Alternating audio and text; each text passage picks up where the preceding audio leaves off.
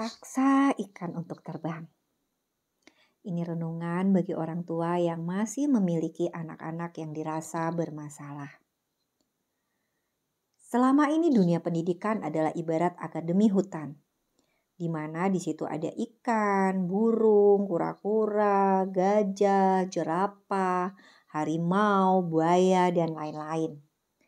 Di mana setiap binatang mempunyai potensial genius zone-nya masing-masing, yaitu potensi terbaik yang dimiliki oleh masing-masing binatang ini sesuai dengan fitrah penciptaannya. Kebayang tidak kalau kemudian semua penghuni di hutan tersebut masuk di sekolah yang sama. Dengan semua penghuninya ini mendapat kurikulum yang sama, mendapat pelajaran yang sama. Ada pelajaran terbang, memanjat, berenang, berlari, berburu. Kira-kira apa yang terjadi saat ikan masuk di kelas pelajaran terbang? Atau sebaliknya, burung masuk di kelas pelajaran berenang. Kura-kura masuk kelas pelajaran berlari. Mereka tidak hanya menjadi bodoh, bahkan idiot, stres tingkat tinggi, bahkan mau bunuh diri. Apalagi kalau ditambah dengan guru, lingkungan kelas, dan orang tua yang tidak memahami mereka dan malah menekan mereka bahwa kamu harus berprestasi dan mendapat nilai 10 di setiap mata pelajaran tersebut. Jadi, begitulah sahabat.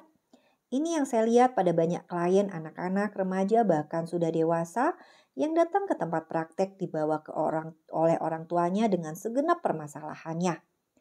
Entah itu masalah dengan game, perilaku, emosi, seksual, prestasi, bahkan beberapa sudah dalam tahap depresi dan ingin bunuh diri. Karena merasa gagal, merasa tidak bisa membuat orang tua bangga, dan membagian mereka dan tidak punya arah dalam hidup mereka.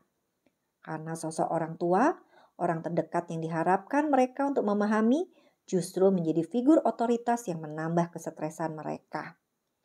Atau lingkungan sekolah mereka yang mencemooh, tidak menerima mereka, membuli, bahkan menganggap mereka tidak ada hanya karena anak-anak ini tidak sama mereka. Kalau sudah begini, siapa yang salah? Teringat penelitian dari Harvard University bahwa 88% manusia di muka bumi ini tidak bahagia. Mengapa? Karena mereka menjalin kehidupan yang tidak sesuai dengan fitrah penciptaan Tuhan. Tuhan menciptakan manusia tentu punya tujuan, bukan? Pertanyaannya, diri kita, hidup kita ini milik siapa? Kebanyakan orang, apalagi yang beragama, pasti menjawab milik Tuhan. Pertanyaannya, saat kita menjawab diri kita ini milik Tuhan, pernah tidak bertanya ke Tuhan sendiri? Tuhan, Engkau menciptakan aku untuk apa ya? Yang ada kebanyakan manusia di muka bumi ini, alih-alih bertanya ke Tuhan, malah menjalankan kehendak dan kemauannya sendiri. Dan yang lebih parah lagi, sosok manusia yang bernama orang tua ini kemudian bertindak sebagai Tuhan tanda petik yang mengarahkan anak memaksa untuk anak menjalankan pilihan-pilihan dia seolah-olah itu yang terbaik buat anak-anak mereka. Alih-alih menyelidiki bersama-sama anak atau membantu anak menemukan tujuan penciptaan dia di muka bumi ini dalam ranah atau kehendak Tuhan. Bukan kehendak pribadi dia, apalagi kehendak orang tuanya.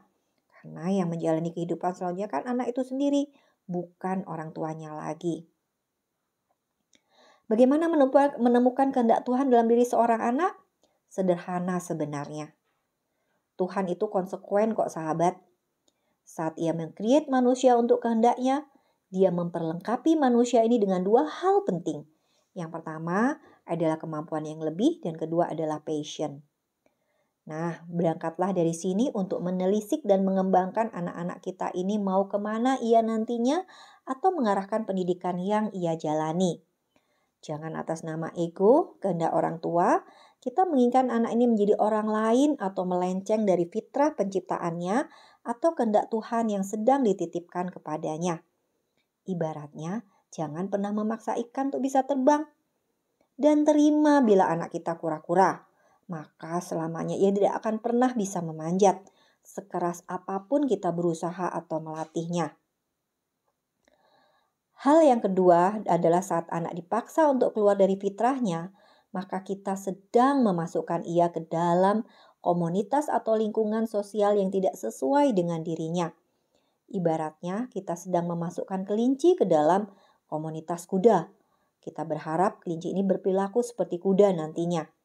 Yang ada ia akan menderita jadi bulan-bulanan kuda, terisolasi dan merasa diri kecil dan tidak berharga. Ada sebuah penelitian menarik dari peneliti Harvard yang sudah meneliti 85 tahun sejak tahun 1938. Ada 700 orang yang menjadi subjek penelitiannya dan diperiksa seluruh aspek kehidupannya setiap 2 tahun. Ternyata, kunci kebahagiaan, kesehatan, dan umur lebih panjang bukanlah uang, kesuksesan secara profesional, latihan atau olahraga atau diet yang sehat, tetapi memiliki hubungan sosial yang positif dengan seseorang atau orang lain adalah kunci yang membuat seseorang tetap bahagia sepanjang hidup. Dan kebahagiaan inilah yang membuat seseorang tetap sehat dan berumur lebih panjang. Saat seseorang merasa tidak memiliki konektivitas dengan orang lain dalam suatu lingkungan, entah itu lingkungan sekolah, rumah, kerja, lingkungan sosial lainnya, maka riset pun menunjukkan orang tersebut akan menua dengan lebih cepat. Merasa sendiri atau kesepian meningkatkan resiko kematian semakin tinggi, sama halnya dengan merokok, obesitas, dan kondisi tidak beraktivitas. Kenapa seseorang merasa kesepian atau sendiri? Ya, saat ia sedang berada pada komunitas yang itu bukan komunitasnya. Contoh, anak yang berbakat seni dan senang menggambar atau melukis, tapi malah dipaksa berada di sekolah yang menekankan pencapaian prestasi akademik. Di situ dia akan merasa bodoh sekali, merasa gagal dan bukan siapa-siapa. Padahal sejatinya ia adalah masterpiece Tuhan yang sangat-sangat berharga. Demikianlah sahabat, semoga tulisan ini menjadi bahan renungan kita saat ini ketika mendapati anak-anak kita saat ini belum menjadi siapa-siapa. Tentu saja menurut ukuran kita. Bahkan cenderung bermasalah dengan emosi, perilaku, kesehatannya, terganggu, dan sebagainya. Bisa jadi ia adalah ikan yang sedang dipaksa untuk terbang. Alih-alih diterima sebagai ikan yang pandai berenang. Sekedar sharing pengalaman sebagai ibu dengan 8 anak. Saya adalah ibu dengan 8 anak ini. Alhamdulillah anak pertama kuliah di jurusan Automotive Engineering di Infrastructure University Kuala Lumpur. Anak kedua jurusan pemetaan wilayah ITS Surabaya. Anak ketiga di jurusan Analisa dan Penilaian Properti UGM Jogja. Anak keempat di jurusan Bisnis Manajemen ITB. Keempatnya masuk jalur tanpa tes dari rapot SMA. Kalau ditanya apa kunci suksesnya? Justru dengan less doing everything. Mereka bukan anak-anak yang pintar-pintar banget kok. Not the best in their class. Apalagi anak-anak yang laki-laki. 10 besar di kelas saja nggak masuk. Tapi toh mereka akhirnya bisa keterima di universitas-universitas yang mereka inginkan. Sesuai dengan passion mereka masing-masing. Jadi kalau mereka bertanya dulu sebelum masuk kuliah atau sebelum memilih sekolah, "Mami, aku nanti kuliah di mana?" Pasti saya akan jawab, "Ya kamu mau kuliah di mana sayang?" Saya tidak akan pernah menjawabkan pertanyaan itu dengan harapan-harapan saya. Tapi saya justru kembalikan, "Kamu sendiri mau sekolah di mana? Kamu sendiri nanti mau kerja di mana?" Gitu. Ya, masih ada PR dengan 4 anak lainnya di usia SMP, SD, dan balita. Sebagai orang tua, kami menerima mereka semua apa adanya. Satu hal yang kami yakini, ibarat benih, ada kehendak Tuhan dalam diri mereka. Kami percaya kehendak Tuhan ini akan mewujud dengan indah dalam ruang dan waktunya. Tugas kami sebagai orang tua adalah menjadi tanah yang terbaik bagi tempat benih ini bertumbuh. Tidak selalu kok harus menjadi orang tua yang sempurna, tapi menjadi orang tua yang juga bersedia bertumbuh bersama mereka. Salam sayang selalu dari saya, Sinta.